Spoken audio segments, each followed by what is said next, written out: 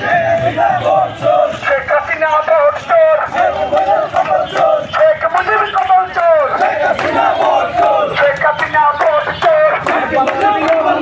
আমার সোনার পান বলে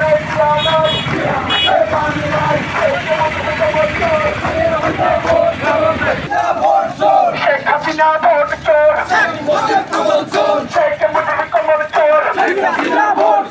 ছাত্রলীগের ঠাঁই নাই আমার সোনার বাংলায়, ধরি ধরি ধরি না, ধরলে মোরা ধরি না, ধরলে মোরা ধরি না, হিয়ার শরীরে হুঁশিয়ার সাবধান।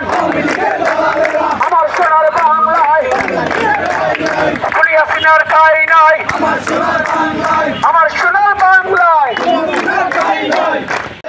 খালেদা জিয়া, তারেক রহমান, তারেক রহমান, লাল সবুজের পতাকায় বাবারা বলে, ইচ্ছাকরা বলে, সবাই বলে, ভাইরা বলে, ভাইরা বলে, বিপুল কুমারদা,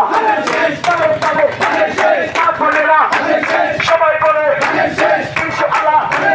চারিদিকে বসে বাংলাদেশের নাগরিকদের দীর্ঘ 17 বছর নির্যাতনের পরে সেখান থেকে যেই ঘোষণা দিচ্ছেন এই বাংলাদেশের লকডাউনের, বাংলাদেশের সাধারণ জনগণকে নিয়ে বাংলাদেশ জাতীয়তাবাদী দল এই খুনি হাসিনার সমস্ত ষড়যন্ত্রকে মোকাবিলা করার জন্য আজকের আমরা রাজপথে ছিলাম।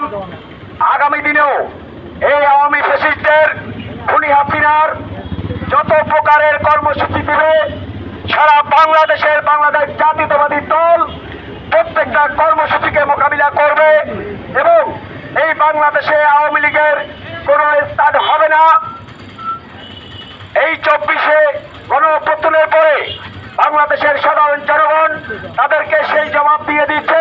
আমাদের ছাত্র জনতা, বিএনপি, যুবদল, ছাত্রদল, স্বেচ্ছাসেবক দল, আমরা এই রাজস্থলী উপজেলা থেকে শেখ হাসিনার এই ষড়যন্ত্রের মোকাবিলা করার জন্য আমরা সারা দিন আমরা বিভিন্ন রকম স্লোগানে মুখরিত ছিলাম। ইতিমধ্যে আমাদের রাজস্থলী উপজেলায় সকালবেলায় শোডাউন হয়েছে।